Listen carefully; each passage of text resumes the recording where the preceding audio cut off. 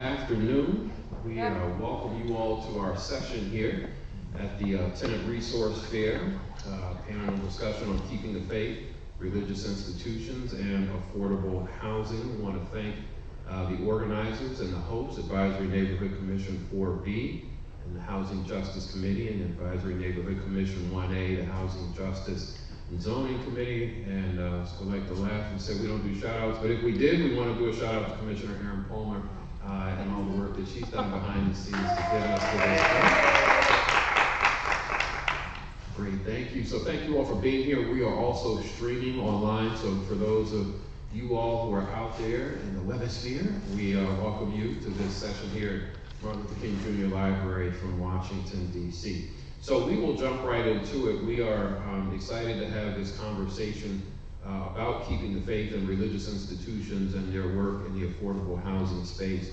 I know bios are available, I think, for folks who are participating in further bios and also, I believe, online. But let me just say who you'll be hearing from today as we go down. Reverend Robert Childs is the pastor of Berean Baptist Church.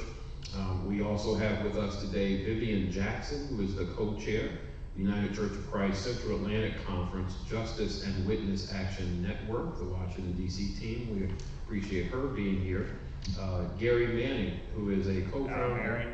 Marion, excuse me. Gary Marion, thank you. He's a co-founder of N Street Village and Luther Place, working there at Luther Place Memorial Church. We also have with us Hazel Broadnax, who is there on the end, I believe, who is the president of the Emory Beacon of Light, and so we are glad to have her here with us. And then Jean Cooper is with us today, who is the moderator and transition team leader at Lincoln Congregational Temple United Church of Christ. So with that, today we want to look into how do we think about the faith community as potentially being solution partners when we think about addressing the housing insecurity issues that exist here in Washington, D.C. and really all around our country. I like to use the phrase, there's this convergence of the potential for radical common sense, where we have all of these mission-aligned institutions, namely houses of worship, who own lots of undeveloped land and or air rights that could potentially be developed into housing and or community serving facilities. And many times they exist in the midst of a sea of need, right? Around housing, around affordable daycare or childcare or healthy food options and the like. And so it's this notion of the radical common sense of need, meet, mission-aligned institution that has a resource that could potentially be brought to bear on addressing the issue. So as we go into today's conversation, we will examine some things, both on the project side and also as we think about things from a policy and advocacy and engagement side.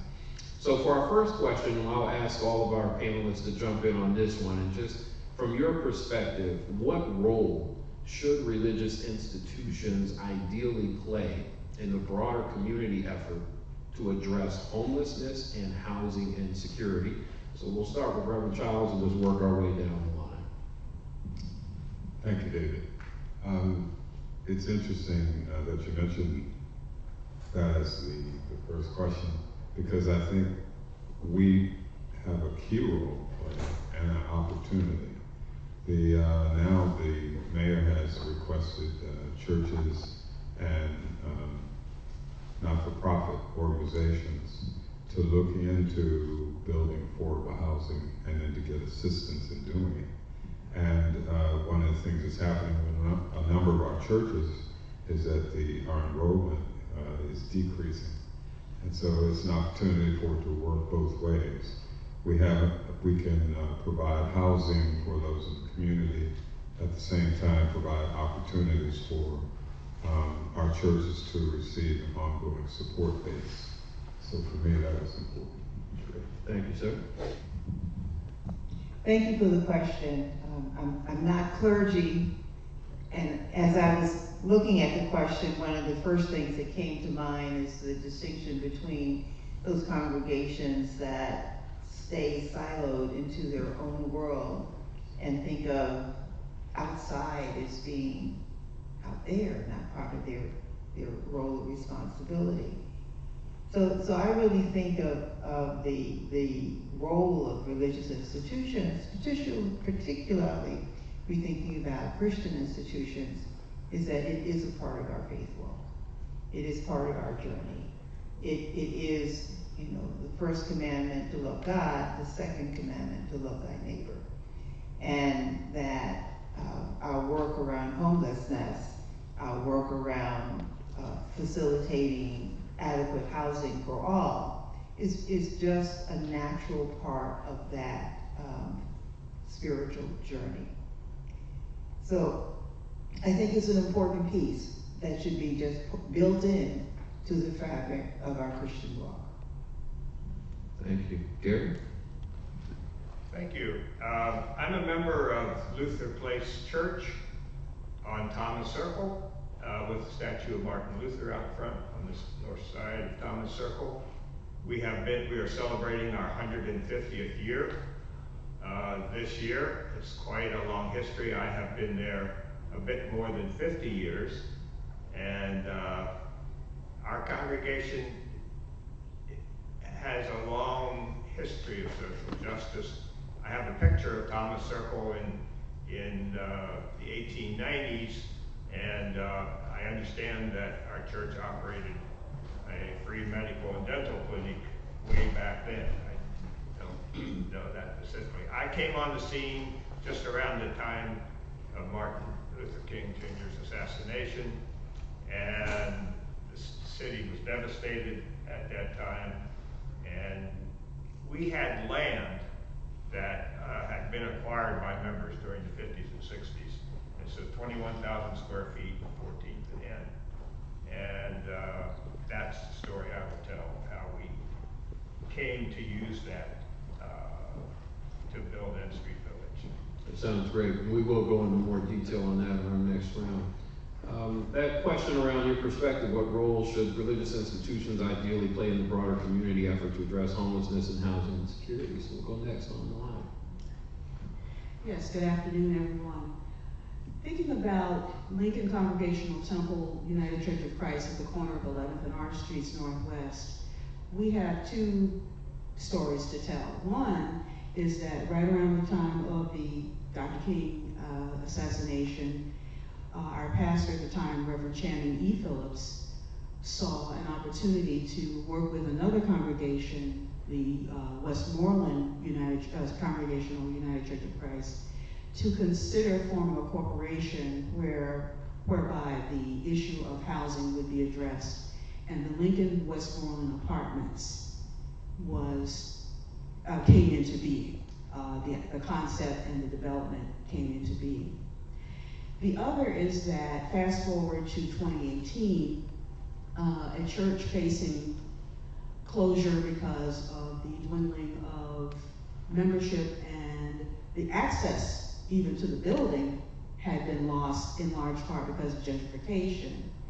We decided that we had an opportunity also to cease operations as a house of worship and make our building available to the Shaw Community Center, which it had been the home of for a number of years, and also to reimagine what other purpose our building could serve. So some of what I'll talk about today is our work and our journey in that process of discernment and reimagination. Great, thank you. Ms. Progress? The problem with being last is that everybody has already said the good stuff. Even though I am here representing the Emory Beacon of Light, which is a nonprofit organization, we grew out of the ministries of Emory United Methodist Church, which is 6100 Georgia Avenue, and we are partners with the church. So between the Beacon of Light and the church, and as we'll talk about later, we developed 99 units of housing around our church.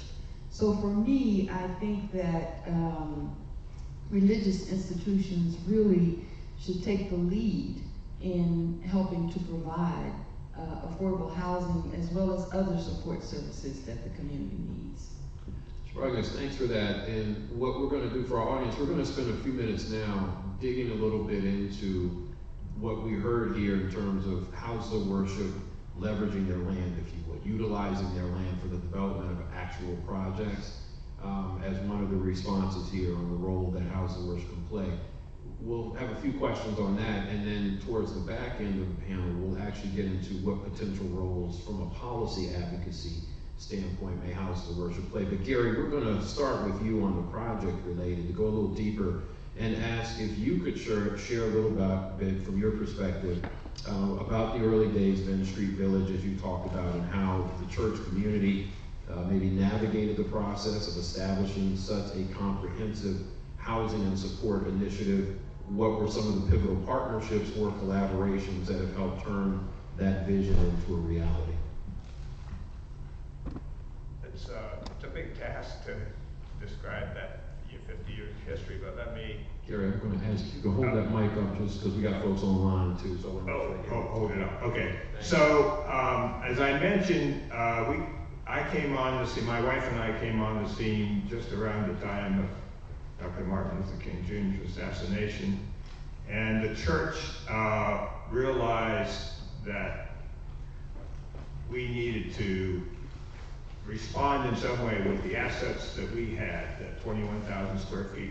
Members had, during the 50s and 60s, had bought up that property for a parking lot for the church, and that was the intent, because people coming in from all directions. And then we had 6 townhouses, old townhouses that were on that property.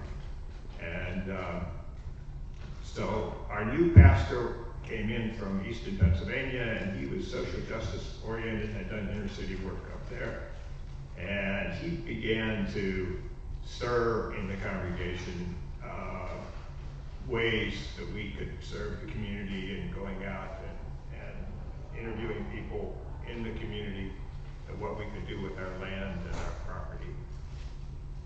And he got, there were probably a half a dozen of us pastors that were active in trying to create something, and we ended up creating N Street Village in the end of 1972. That was going to be the umbrella, the nonprofit umbrella for developing housing on that site. And the church also opened up its door. We had a really cold winter in 1976, and the church, with the help of other entities, we worked with other congregations, and we had an organization called Project, Protestant Jewish Catholic. So we had representatives across the spectrum who were working with us, and we decided to create this nonprofit entity, partially for fundraising, for social justice. And so we created N Street Village with some vision, not knowing that it would, where it would eventually go. But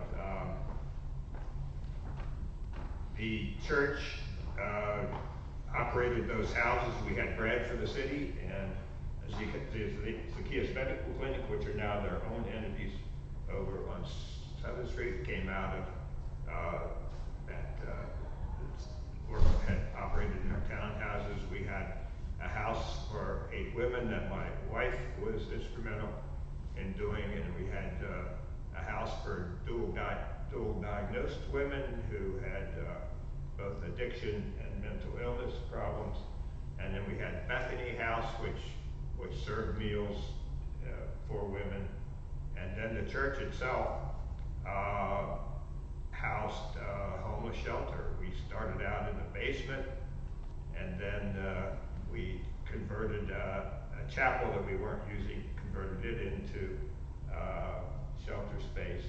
And we eventually raised funds to build a 4th floor on the shelter, on the parish hall of our church, and we housed 31 homeless women who slept overnight, and congregants would sleep on site, providing their medication, and amazing that we did that.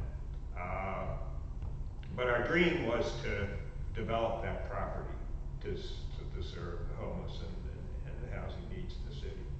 And so in 1996, we started fundraising several years before that, and through a fundraiser, through low-income tax credits, a grant from Congress, and a number of other mechanisms, we were able to put together nearly $18 million to develop N Street Village. And that was completed in December of 1996, and Mayor Berry cut the ribbon for that. I can describe some more of what's there, but I don't want to go too far. No, that's great, and would encourage anyone who's in the room or listening online to look up all of these projects that you'll hear about today. And N Street certainly is quite the impressive offering of impactful services. Ms. Broadnax, we're going to actually go to you next on that end, picking up on where Gary was describing some of the specific offerings that are taking place at N Street Village. And Gary, thanks for that.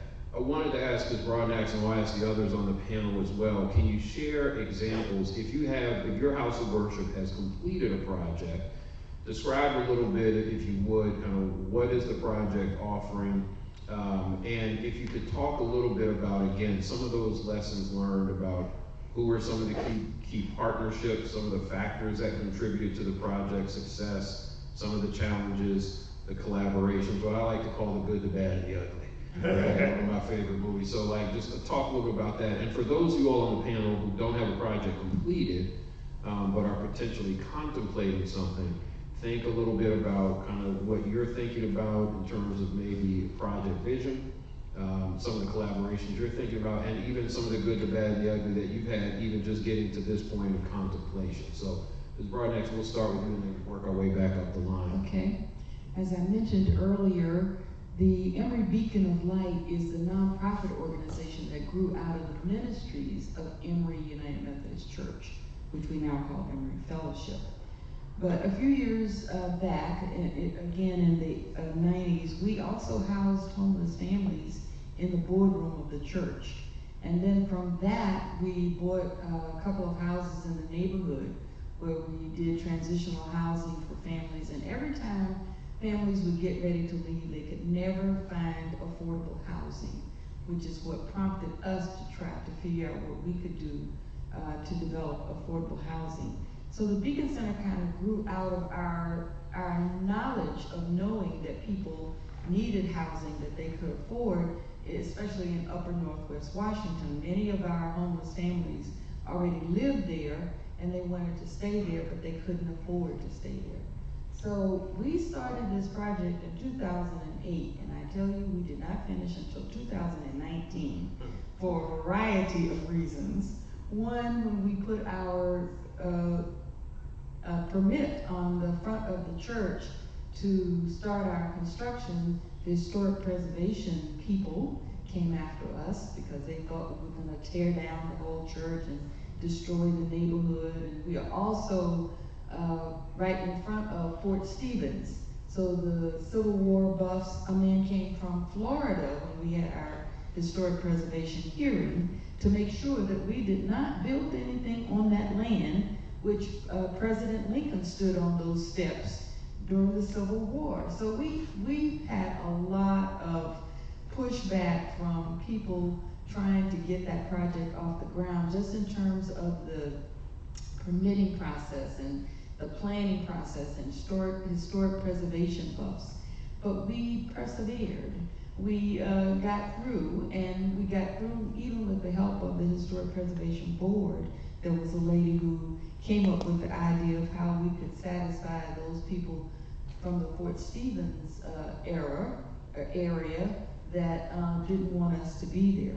So I think the biggest hurdle for us was just all of that permitting of getting through the process of the naysayers and some of the people. We met with Aaron, I don't think you were on an ANC then, but we met with every ANC commission within miles explaining what this project was about and what we hope to do. So I'm happy to tell you though, well, the way we succeeded in getting the funding for our project was the church leased the land to the Beacon of Light. So that made us eligible then for city funding and federal funding and things that the church would not have been entitled to. So the Beacon of Light literally owns the building and the property that came out of the Beacon Center. So today we actually have 99 units of affordable housing. The most expensive units, we have 2 4-bedroom units, and they're only $1,500 a month. That's right. And we continue to have a waiting list of over 500 people. No matter what happens, we always have people who want, but since we started, since people started moving in 2019, we've only lost about 4 families. So there's longevity there. We have 8 units of permanent supportive housing, which the city pays for those tenants. They came directly from the shelter, and those are some of our best stories, David, because one man said that he had not had a key to his own place in 30 years. And so it's stories like that that keep you involved in trying to do affordable housing and permanent supportive housing. Powerful story. Why don't we go to Ms. Cooper and let her pick up a little bit on the work at Lincoln Congregational. Okay. Well, first of all, Lincoln Congregational Temple is an historic church founded in, it became Lincoln Congregational Temple in 1901. But prior to that, it served as a mission for newly freed persons of African descent who had been living at the Wisewell Barracks on 7th and O. The barracks were deteriorating, but there was land at the corner of 11th and R that the American Missionary Association purchased from the Freedmen's Bureau. And we have a letter signed by General Oliver O. Howard seeking efforts to raise funds, because he was a member of First Congregational UCC, to build a mission on that site. So over the years, as the church developed, well, first of all, I said it was a mission to serve those who are coming out of slavery, who needed skills to work. They needed, and of course, they needed educational as well as religious training, as our history says. Became a church, and then became a kind of a beacon in the city of DC. It drew people from around the city, Howard University and other places, to not only worship, but to hold important meetings and forums there about what's going on in the city. So it became an institution, in my opinion, for a social justice program or process. I've been a member there since 1965. So I grew up there. What we decided, though, as the years waned and the neighborhood began to change, and we were trying to figure out what can we do with this building. It's a historic site, number one, but it has a valuable legacy. How can we preserve the legacy of providing for those who have not, or who have a little and need a little more? And that is where we, the then interim pastor and I, heard about enterprise partners. And we talked to Reverend Bowers, and we talked to Reverend Joseph Williams and some others who cautioned us, number one, not to close. In other words, don't end Lincoln Temple. You got to keep it, at least on paper, even if you're not active, you need to keep it alive as an institution. And we had conversations with the Central Atlantic Conference, which is our kind of umbrella organization within the UCC in this area, who said, hey, we want to preserve a presence there on that corner. So let's work together and looking at how we can keep this property, upgrade as a historic building, so we're not tearing it down. Goodbye, everybody who's trying to say, we want to buy your property so we can develop condos. No thanks. But also because we're serving young people, many of whom live in the Lincoln Westmoreland housing, and because, as one of the former directors of the Shaw Community Center said, you know, we're kind of an island here at Lincoln Westmoreland. They're families who really don't have anywhere else that they might go and can afford to go, I should say. So we want to keep something in the family, in the neighborhood, in the community that will allow those who live in the area to stay in the area, or who could at least look to Lincoln for other kinds of support. So that launched our 2-year effort to learn about how to redevelop property, what's involved, who do you talk to, how do you talk to them, what are some of the resources that you can take advantage of, to imagine providing something like a mixed-use space.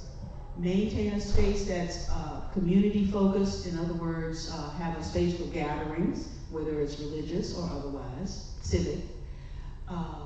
Some housing, some resources for some social services kinds of resources, or spaces where nonprofits who are like-minded in our preservation of legacy can work with people.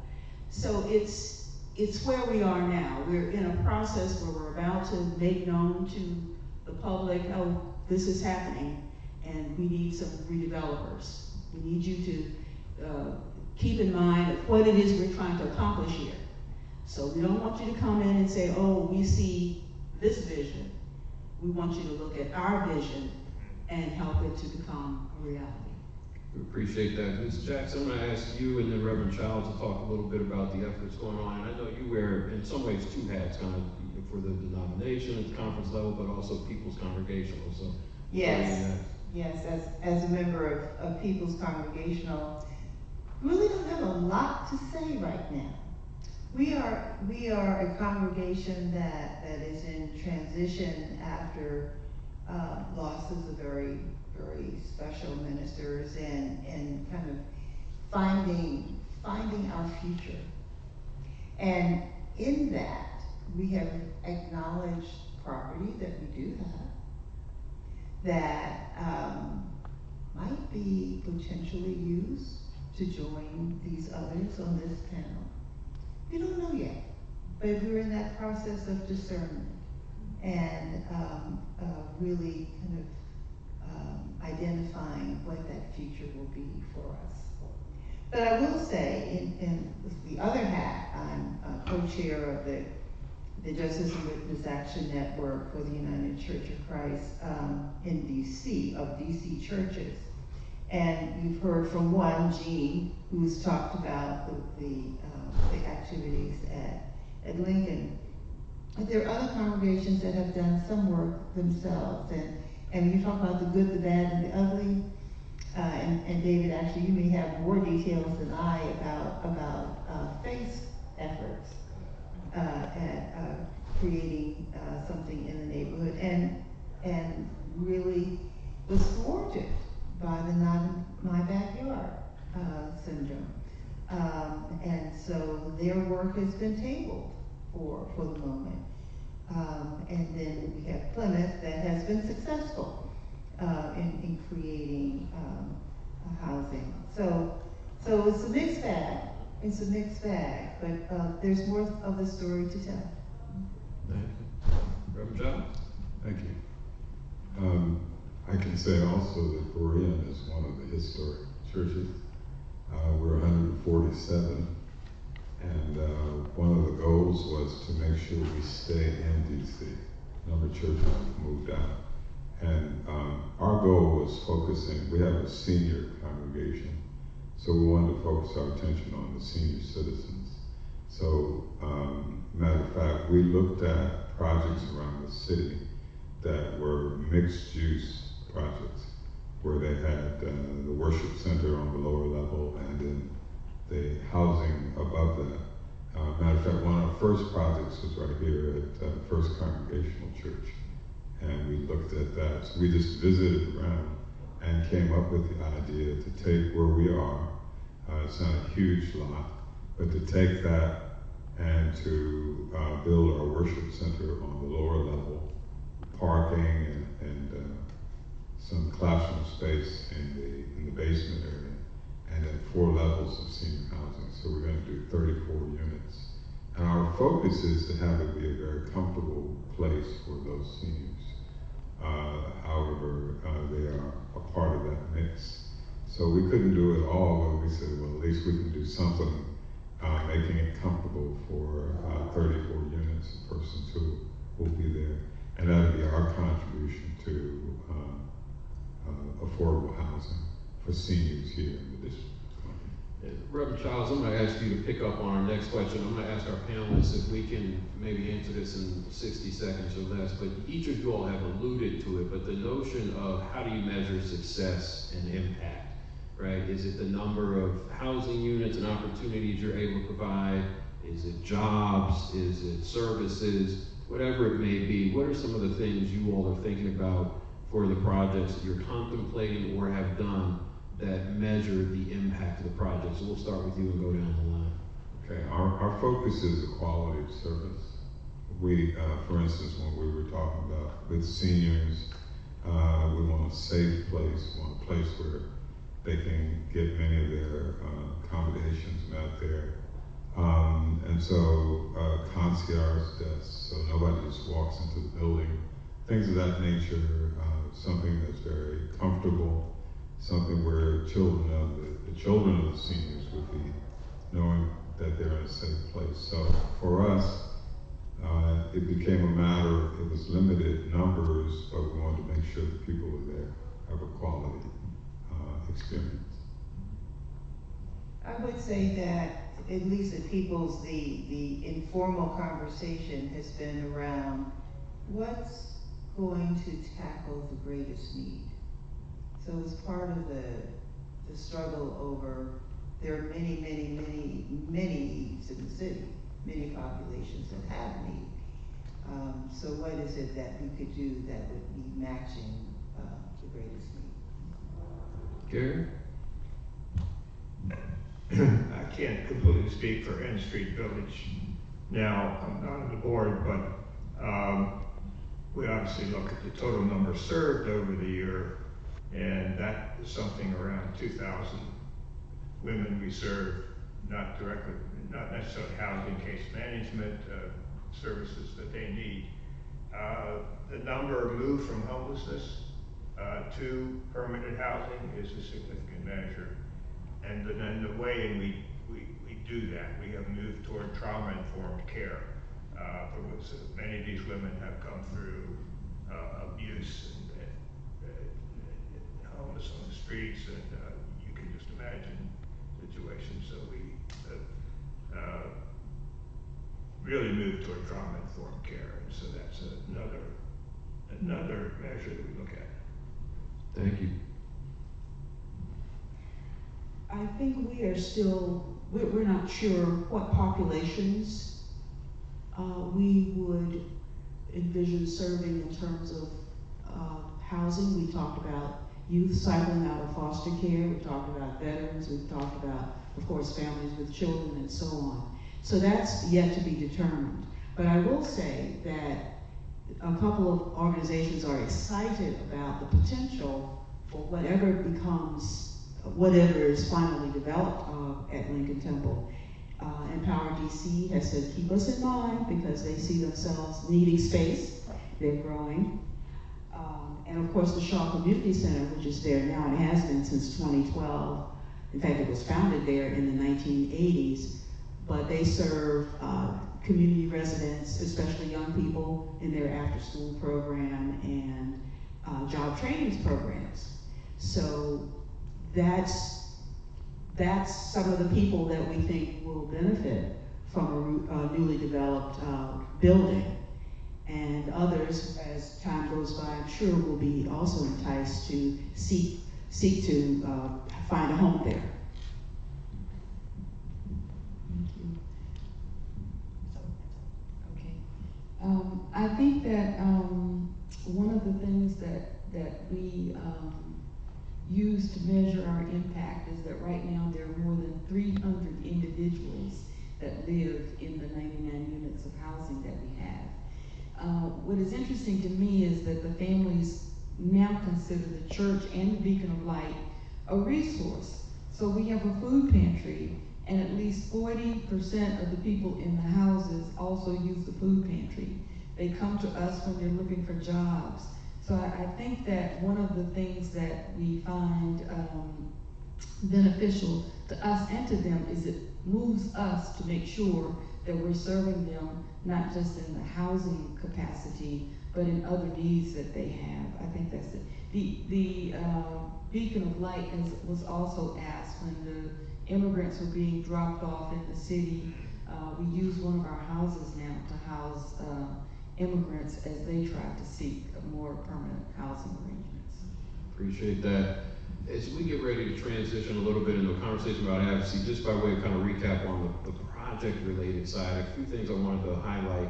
When we think about for congregations who may be contemplating this, you've heard kind of the engagement with stakeholders ranging from historic preservation to ANCs to folks in the community who live there, denominational context, right, neighbors, ANCs, historic preservation, obviously other elected officials. There's a range of different stakeholders that folks will have to engage with in different ways. Another thing I wanted to highlight is when we think about the potential, Reverend Childs, I think about what you said about 34, right? And also Ms. Broadnax talking about 99 units for 300 people. Gary talking about 2,000, folks being served. In the district, you don't tend to have congregations that have a whole, acres and acres of land. And yet, right, it's like building a wall. You don't build it all at once, right? It's brick by brick. And so hey, if I got 30 here and you got 90 there and you got 50 here and somebody's got 120, it adds up. The Urban Institute did a study, Peter Tatian and his team a couple of years ago, and they looked at 800 vacant parcels that were 800 parcels that were owned by congregations in 5 jurisdictions in this metro area, including the district. And their estimates were that anywhere from 43,000 to 109,000 units of housing. Those are homes could be built just on those 800 parcels, right? So there is, when you do the multiplier effect, and again, each one of those is a housing unit. When you start talking about how many people are actually being impacted, we can get to big numbers. Now, to transition then though to the conversation, and that's the kumbaya comment. Oh, that's beautiful. Now, but Ms. Cooper, no, Ms. Jackson, I want to pick up on what you said about the NIMBY. And I want to get into a little conversation for about 6 or 7 minutes, then we're going to open up to questions we may have before we wrap. I want to get a little bit into this notion of, from an advocacy standpoint, policy advocacy. What have you seen either your own congregations or other congregations either do, or what would you like to see them do when it comes to advocating for support of more housing that serves low and moderate income households, whether it's advocating at neighborhood meetings, down at City Hall, whatever it may be. Let's talk a little bit about policy and advocacy and how the House of Worship kind of balances that. So Gary, I'm going to start with you and then work our way in a loop down this way. Yeah, one of the entities that's housed in our church is WIN, Washington Interfaith Network. And that's an organization of about 50 congregations that advocates for housing solutions and has been instrumental in helping develop projects around the city. So we have been longtime members. They've been 20 years, 25 years in our church. So partnering with Washington Interfaith Network, if you're not involved with them, I strongly encourage it. So that is our key advocacy group that we work with. Powers and numbers, yes ma'am. Okay. So I mentioned before that the network is made up of several of the UCC churches within DC. So each one has their own way of approaching social justice individually. And we talked about First Congregationals, like next door, that has it's doing its work with downtown services, day service center on an ongoing basis. So we have this kind of relationship that some of the churches have developed individually. And then we also have the advocacy elements that's more generic that you were talking about just now, David. So that we have churches who have close relationships and memberships with Washington Faith Network. And we are, as a group, we are working with Empower DC, with One DC. It helps when some of the individuals that we have as part of our internal resources are also experts in their own right and have been involved with organizations like Committee of 100 of the federal city. So that has been really very helpful. We have taken the time and effort to identify those opportunities to do the more broad-ranging activities. So there are the letters to the council, there are the testimony before the council, there's the opportunity to write op-eds and things like that that has been a part of our work. And we've also taken the opportunity to think about things that are different. You know, our conversation right now is around fairly standard units of living. And our team said, okay, there's this effort to convert commercial space to residential use. There's also this opportunity of resources from the city to help with that process. And our team said, but why does it have to be for the wealthy? Why can't we do the conversions in a way that would help those who are at that 0 to 30% or that 30 to 50%? And why does it have to be units? So at this point in time, there's exploration of the potential of dormitory style living. That not everybody needs to have an apartment or a house. That there's some who would be very satisfied with something that is more communal. And that with some of the footprint of the buildings that are here now, that maybe, just maybe, that could be converted in a way that would meet the needs for those. And as you say, everyone who's off the street, everyone who is out of somebody's couch is a win. And finding ways to do some of that alternative piece. And we do participate in the types of marches and protest activities.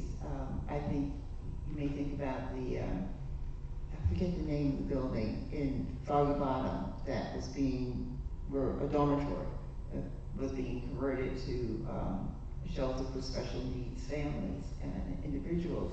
And there was that not in my backyard activity. But yeah, we had people who participated in those protests as well, and very happy that it had a positive resolution. There too, you know, every time there is one more person, that makes a big difference. That's great. Ms. Broadnax or Ms. Cooper, either you all want to chime in on this one? I will say that we have not yet, because things have not begun to develop for us completely, but I will say that since as the neighborhood has changed around that the area, in the Shaw community, there have been instances of the NIMBY attitude for the young people who are participating in the Shaw Community Center programs, because there's been quote unquote noise that really wasn't coming from the center, it was coming from someplace else. But here you have an opportunity to develop a relationship with your neighbors that, you know, if they don't know you're there, you know, they may, if they hear something, they may not like it, but this is an opportunity for us to be a little bit more intentional in letting the neighbors know this is coming, this is what we're envisioning, we'd like your support or your patience as this happens. So it remains to be seen where we're going to end up. That's great. Ms. Broadman? We haven't really had any negative direct feedback since we passed the historic preservation piece and the Fort Stevens people. But what we do try to do is engage the community whenever anything is going on.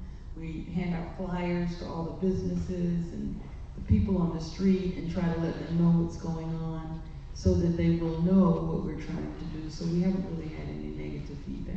And are the folks at Emory, am I right that there's some of the engagement with some of the coalitions that are advocating for more resources in the city around affordable housing? Is that taking place with some of the leadership? Yeah, I heard we used to be a member of WIN, but now there's a new organization called Power, which has 40 churches, and we're working with them as well to try to create more affordable housing and workforce initiatives for people, because in spite of the fact that we concentrate on homelessness and housing, jobs are a real significant issue in this city.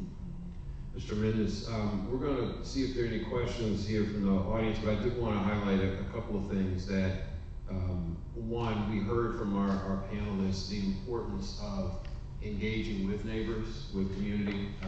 When we kicked off at Enterprise, our faith-based development initiative almost 20 years ago, when we had a panel, one of the topics was church as not good neighbor, and how we assume that congregations are often always viewed as, oh, they're an anchor institution, and they're good friends. And that's not always the case, particularly if you think about many houses of worship now are commuter institutions. So people who go to a church, or a congregation, church, synagogue, mosque, may not live in that neighborhood. So they are kind of, their house of worship is located there, but they are not members of that community in terms of living there, and all that can come with that. Another thing is, you heard, and we'll say this again for folks in the room and folks online, if you're a congregation of any faith background who's thinking about, there are a number of different resources that are available. You've heard groups mentioned like Power, like Washington Interfaith Network. There's a coalition for nonprofit housing and economic development. There's a group called the Housing Association of Nonprofit Developers, HAND. We've heard mention of Empower DC, One DC. There are various organizations who do housing-related education and advocacy and training, and can be platforms for congregations to engage from a collective impact, right, approach, where it's not just your one congregation and your 5 members, but it may be 30 congregations or 80 congregations, and it can pack a room. And never underestimate the power, I always tell folks, of whatever size the room is, right? One more person than that makes for like an overwhelming mandate. So if the room holds 20, if you got 25 people, the elected officials and others are like, wow, that must really be a mandate. Even though it's only 25 people. Now, if the room holds 500 people, if you got 501, wow, that really was a mandate. So packing rooms, right? When there are these hearings, whether it's historic preservation or an ANC meeting or a city council. One other thing I'll say, and we'll open up questions, is also, just like people sometimes will complain about politicians showing up when they need a vote, think of it in the converse. If the first time that your elected official or your community neighbors hear from your congregation about what you need to develop your project, they're gonna say, where were you all these years? Yeah. It's the same thing, just in reverse. That's something to think about. Are there any questions anyone has in the room? Anybody have questions? I have a yes. question. Thank you so much. These are very inspiring remarks, and I would love to direct this to Hazel, but everyone else also, that you mentioned the timeline of your project and that it was many, many years. And how do you keep your motivation and your faith that it will move forward? Ms. Broadnax, let me just say, just again, for folks online who may not have heard the question was to Ms. Broadnax, the timeline, how do you keep your faith and encouragement to keep going when it maybe takes a long time? It's interesting that we have, I think we have a very dedicated congregation. And so even though we had to physically move out of the church during the renovation period, and we worshiped in a school in the neighborhood for 4 years, our membership membership didn't decline, our attendance didn't decline. People were because they were looking forward to coming back into this renovated church and this building around the church. So it's almost as if, I heard somebody mention it earlier, that it was a part of our faith walk. That it was a part of getting ready to do something for other people, and that's what we're supposed to be about. So. I'm going to ask a closing question I'd ask everyone to maybe speak to, which is, in that spirit, given what you know the needs are in our communities, given what your experiences have been and are now as it relates to houses of worship trying to engage in the housing, meeting the housing and security needs in our city, whether it's on the project development side and or on the advocacy policy side of things, what would be that word of encouragement, that word of wisdom, that word of guidance that you would offer to fellow congregations in this city or around the country who are either in it now or thinking about getting involved? And not asking for like the magic bullet, but just kind of something that will help crystallize for them a word of encouragement or advice. So we'll see if we can get maybe 45-second responses for everybody. Ms. Broadnax, we'll start with you and come on down this way. I'm going to start, David. You know our pastor, right? Aaron knows Pastor Daniels. He's a very inspiring person. One of the things that he did for the congregation is he had everybody take pieces of paper and write down a prayer of what they wanted to see for the project, for the building, for what we were doing. And we took those prayers, and they are in the foundation of the building. The cement was poured over them. So years from now, if somebody digs that building up, they'll get to see our prayers. I was jotting down some thoughts there. Keeping an open mind is critical when faced with adversity. Because you see, oh, adversity means brick wall. Oh, but you can start chipping away at the bricks, right? Yeah, there's something on the other side. We don't know what it is, but let's keep going. And one of the things we did at Lincoln was to have a discernment process. Let's review our history. Look at what we've accomplished all these years. There is a way to parlay what this has been to something to come. So I would say prayerfully, but with an open mind and with an eye toward possible resources. It's a doable situation to become something else. I was thinking about legacy and purpose or need. How can the two marry as you look ahead for a future of the church? Great. Thank you. Garrett? In developing N Street Village, the 8-story building that we have there now, we just had a dream. And it took almost 5 years of persistence, and just that dream was there, and folks knew it was going to happen with the help of God, that we would make it. And so have that dream. I'll speak from kind of the advocacy side.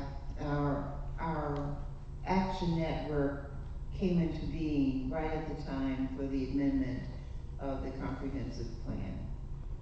And we were successful in making some changes to that plan and now working on the implementation. And here we go, we're going to be doing it all over again. But it brings to mind an imagery that I use when I talk about racial justice, that this is a forever process. That we are in a river that is moving along. We will be in that river for a space of time in which we will have that opportunity to contribute to whatever way we need to contribute. Our focus is on being in the direction that needs to be, that we do our part, and when it's our time, we're handing it over to the next generation. But we must continue to do our part. Reverend Childs, I think that'll preach somewhere, right? last word. For me, it was important to have a team effort. We had to have the right team. I've seen churches do it alone, and many pastors, it ended up, they didn't live long after it was over. So what we tried to do is make sure we had the right team in place, which was people internally as well as externally. And that helped us get through. That's where we met Aaron with the ANC, going through zoning. I mean, every layer, every step you got to go through. You got to get through the process.